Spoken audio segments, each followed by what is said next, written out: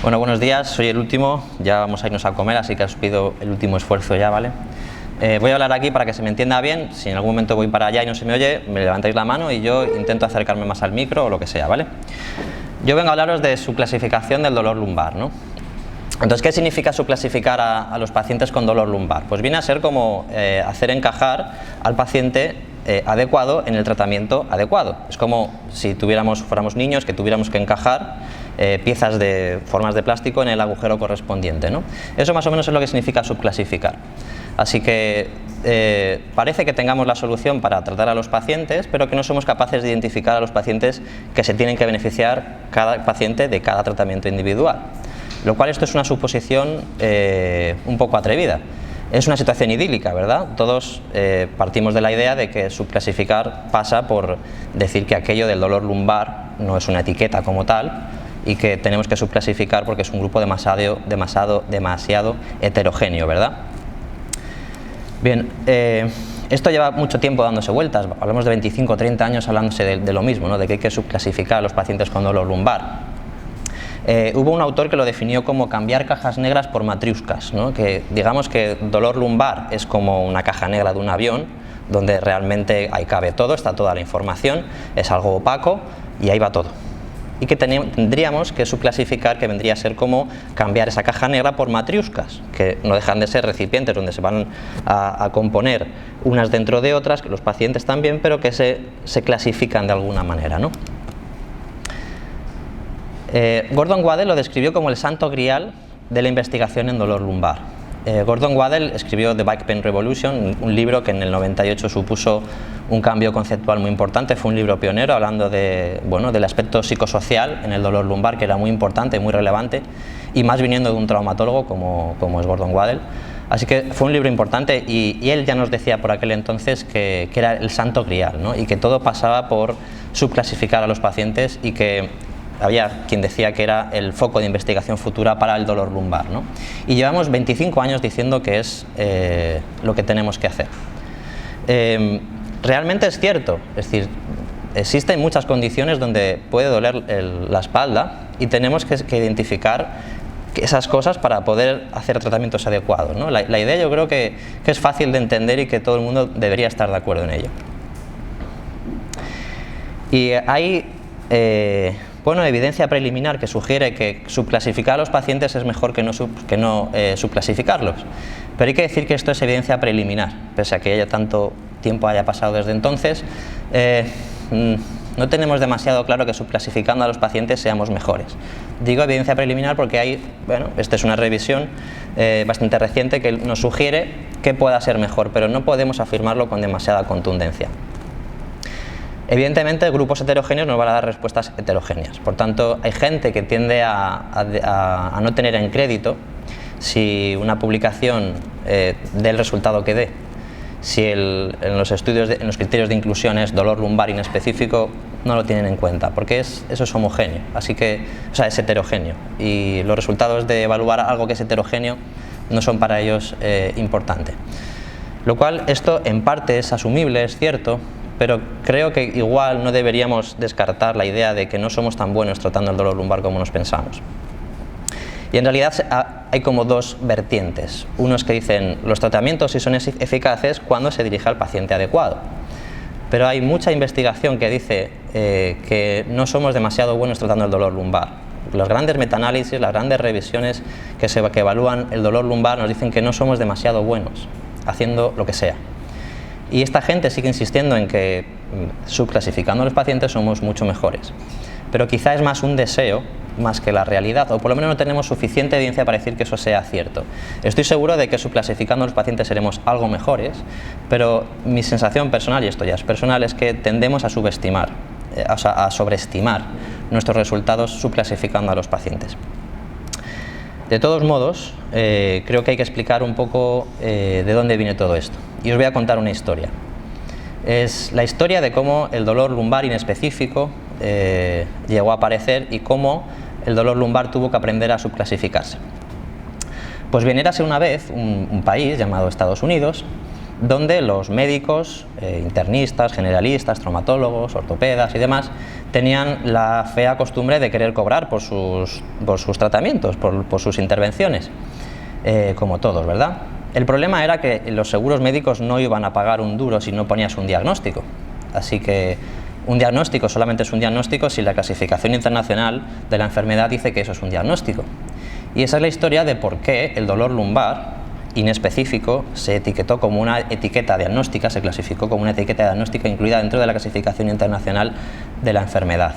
Así que convertido en un diagnóstico ya podían prescribir o diagnosticar dolor lumbar inespecífico y bueno, tome paracetamol, ibuprofeno y ya cobro por ello.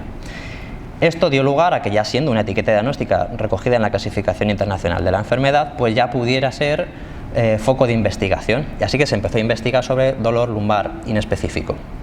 Por tanto, como veis, esto al final fue una cuestión económica, el por qué estamos hoy por hoy aquí, porque si lo pensáis realmente, ese indeterminismo estructural donde nos cuesta decidir qué estructura es la que está implicada en muchos procesos dolorosos, no es algo exclusivo de la columna lumbar. Sin embargo, ocurrió en la columna lumbar, empezó con ella, aunque se ha ido expandiendo a otras áreas. Y en realidad estamos hablando del 90% de los pacientes, es decir, el 90% es etiquetado como dolor lumbar inespecífico, por solo un 10% que somos capaces de decir que son estructuras o condiciones específicas. Dentro de ese 10%, el 1%, incluso menos, lo consideramos patología grave, las red flags o banderas rojas, ¿no? Donde identificamos esos signos o síntomas de posible patología grave y sabemos que tenemos que derivar a nuestro paciente. Y luego tenemos un 5 o un 10%, que sería afectación de la raíz nerviosa, también podríamos incluir aquí estenosis, espondiloliestesis y poco más. Y ya. Todo lo demás es dolor lumbar inespecífico. Y está claro que un 90% son muchos pacientes, demasiados.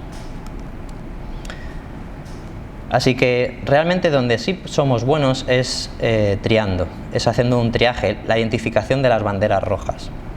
El término triaje viene de la Primera Guerra Mundial. Allí en la Primera Guerra Mundial, cuando había muchos heridos en la guerra y había que atenderlos y no había suficiente abastecimiento médico para atender a tantos heridos, pues se empezó a hacer el triaje. El triaje consistía en clasificar a los pacientes en tres: la M mayúscula, la M minúscula y la X. Los que tenían un problema mayor, menor, o la X de, mira, no te molestes en recurso y tiempo porque este no va a sobrevivir. Y así es como se empezó a utilizar el término del triaje, que hoy por hoy todavía pervive. Se utiliza en enfermería, ¿verdad? Cuando uno va a urgencias, uno no entra por orden de llegada, te hacen un triaje y el que está más grave entra primero. Y también se utiliza en catástrofes, ¿no? Ahora ya no hablamos de M mayúscula o M minúscula, hablamos de colorines, ¿no? Pues en función de si requiere intervención inmediata, puede esperar 10 minutos, puede esperar 1 hora.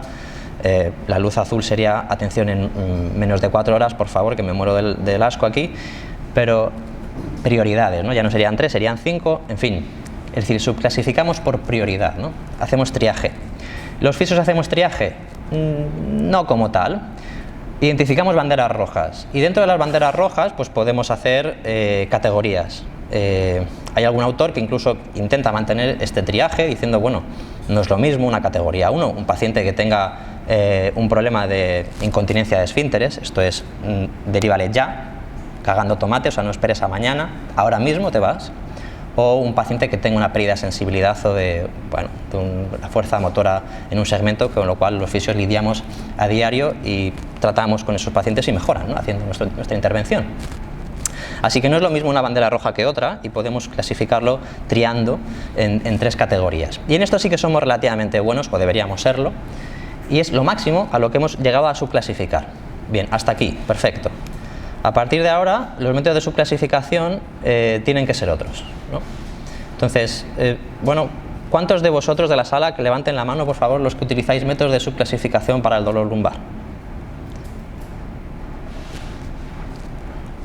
De los pocos que habéis levantado la mano, ¿cuántos utilizáis MDT, Mackenzie, método Mackenzie?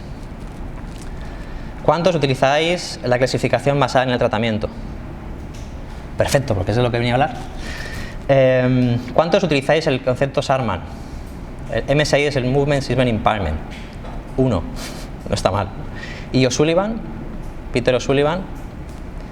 Ok, bueno, son sistemas de subclasificación. Hay que decir que somos fisios los que hemos desarrollado este tipo de sistemas de subclasificación, donde sabemos que la etiqueta lumbalgia o dolor lumbar en específico no nos dice demasiado y necesitamos subclasificar a nuestros pacientes. Hay una quinta categoría que es el modelo patoanatómico. Hay numerosos modelos patoanatómicos, muchísimos, y probablemente sí que utilicéis algunos de estos, ¿no? Los que distinguen entre muscular, neural, articular, es muy conocido, ¿verdad?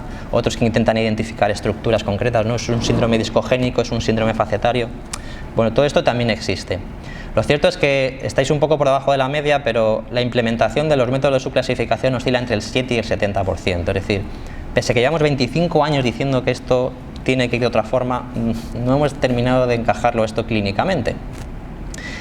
¿Y por qué hay tantos métodos, no? Si subclasificar a los pacientes es la solución, ¿por qué no hay un método de subclasificación? ¿Por qué hay tantísimos métodos de subclasificación? Porque uno puede interpretar que esto es porque ninguno es realmente satisfactorio al 100%, ¿verdad?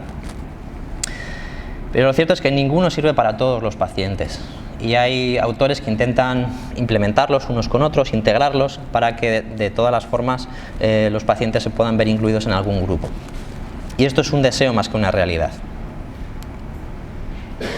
La clasificación patoanatómica, hay muchísimas, he puesto esta de Petersen, pero como veis tiene una clara dificultad, y es que muchas veces no somos capaces de identificar la estructura. Es un callejón sin salida al que hemos llegado. De hecho, estamos aquí porque precisamente no sabemos hacer otra cosa. No hemos mejorado por este camino, y aunque hay gente que dice, no, pues sigamos en este camino, hay que seguir.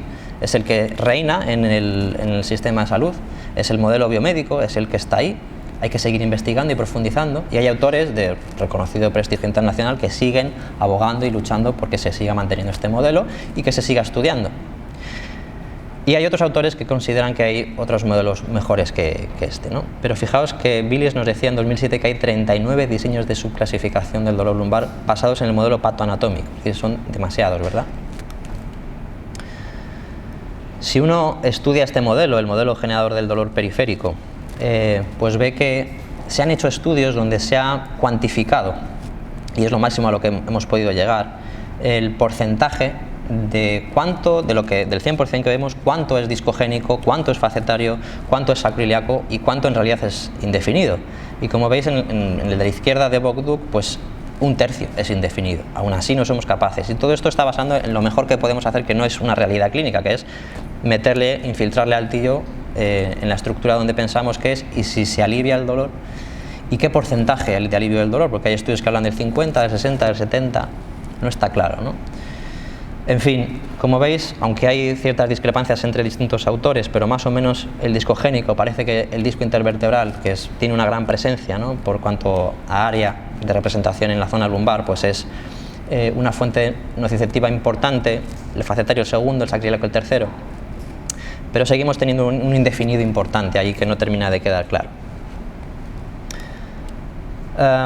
Y yo de lo que venía a hablaros hoy es de la clasificación basada en el tratamiento. La clasificación basada en el tratamiento lo que hace es prescindir un poco de la etiqueta estructural, porque no podemos, hay un determinismo, pero podemos decir qué paciente se va a beneficiar de una manipulación.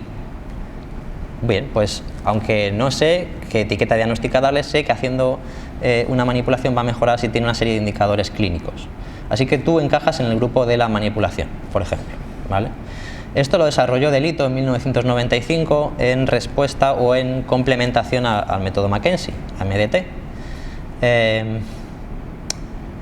Realmente en Mackenzie, en el método MDT, ellos utilizan tres categorías: derangement, postural y disfuncional, y una cuarta categoría que es otros, ¿no? Entonces Delito pensó, pues para esos otros, donde el método Mackenzie no sirve, vamos a continuarlo y vamos a implementar el resto de cosas que hacemos en terapia manual, ¿no? Pues vamos a hacer manipulación, movilización, estabilización, tracción, y todo eso vamos a identificar qué pacientes se van a beneficiar de eso con una serie de indicadores clínicos. Entonces, él en principio estableció 4 grupos. El grupo de la manipulación en realidad es el grupo que se beneficia tanto de manipulación como tal, como de movilización articular, como de incluso ejercicio. Es decir, realmente no es solamente manipulación como tal. El grupo de centralización es el que llamó al grupo que haciendo movimientos repetidos, tipo Mackenzie, mejoraban. El grupo de estabilización es el que haciendo ejercicio control motor mejoraban. Y el grupo de tracción, los que haciendo una tracción mecánica, mejoraban. Entonces, utilizando reglas de predicción clínica, identifican si es el paciente candidato a una manipulación, a un ejercicio de estabilización, a un movimiento repetido o una tracción. Bien, esto lleva desde el 95 y la última revisión de 2015, 20 años después, se sigue renovando y planteando como posibles mejorías a esta clasificación. Es decir, está en movimiento.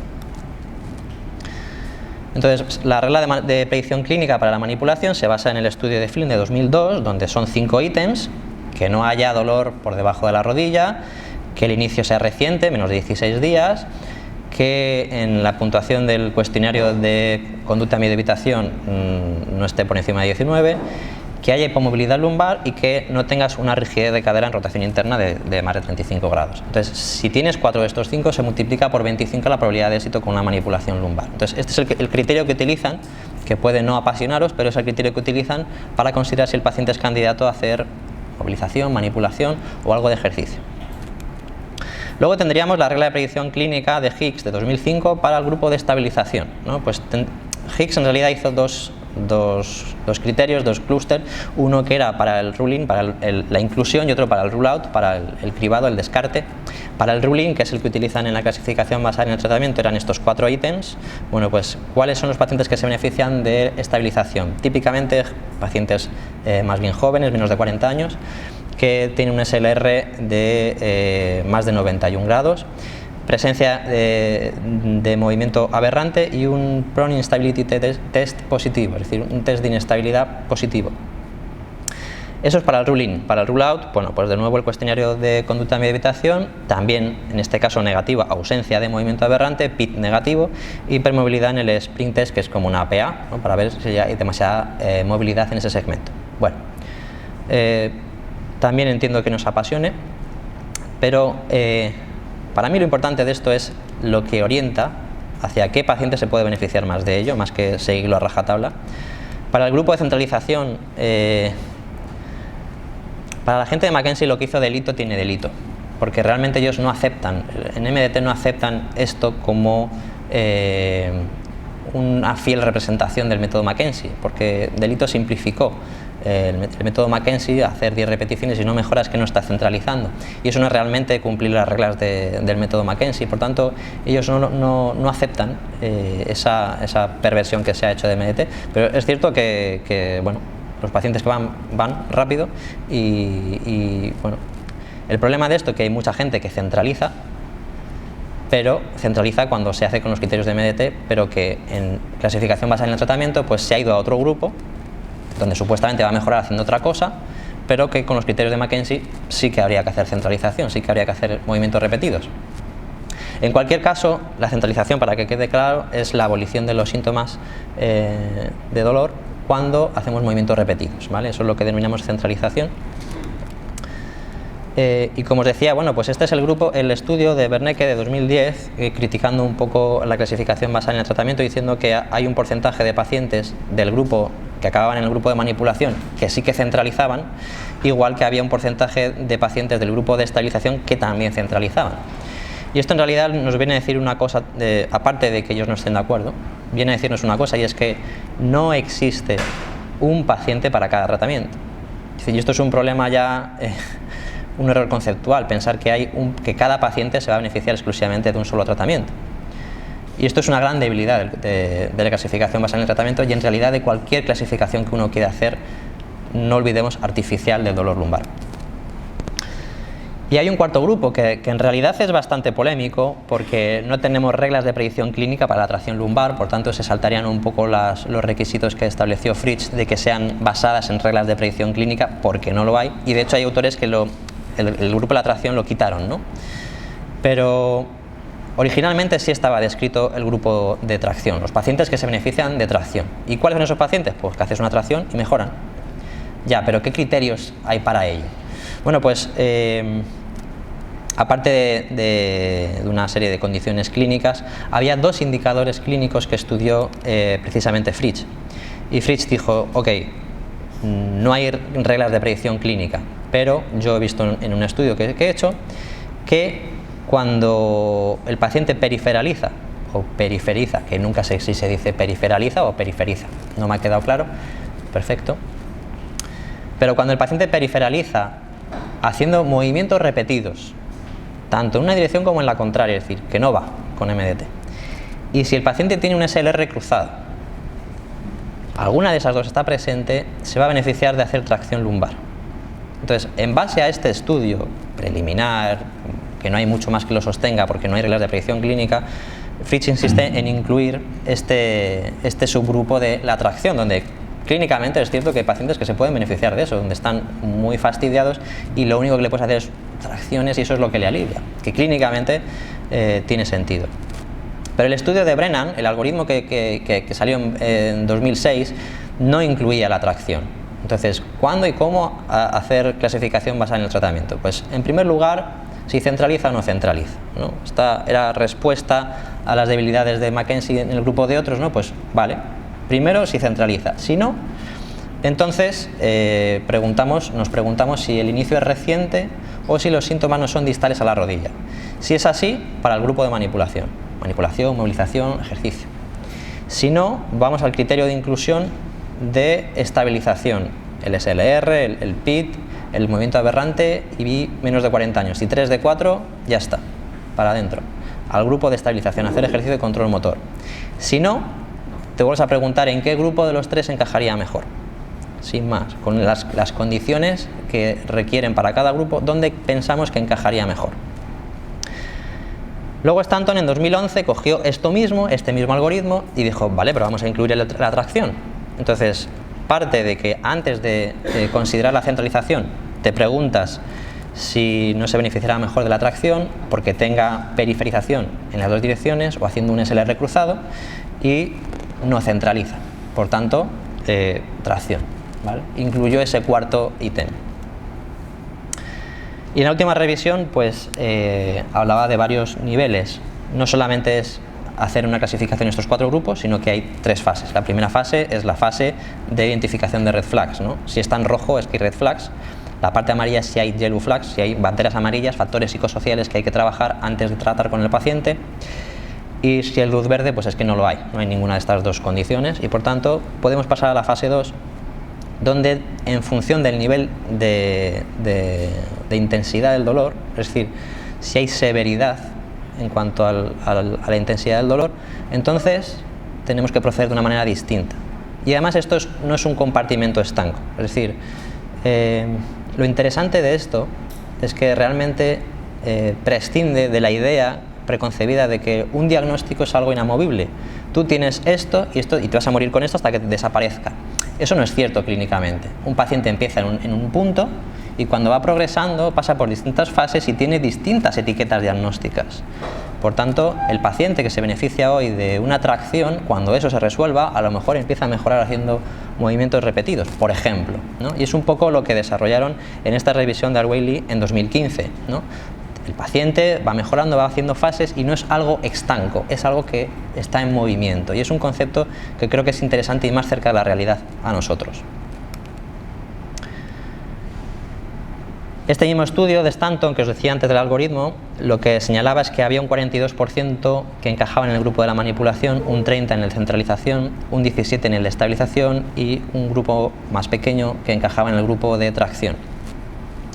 Lo interesante de esto es que se dieron cuenta de que el 25% no encaja en ningún subgrupo de base, por tanto, más limitaciones. Se dieron cuenta también que otro 25% encajan en más de un subgrupo, más limitaciones todavía a esto, y que el 66% tuvo una clasificación clara, es decir, 2/3 está clara, y 1/3 tenemos dudas de dónde meterlos. Así que más limitaciones todavía.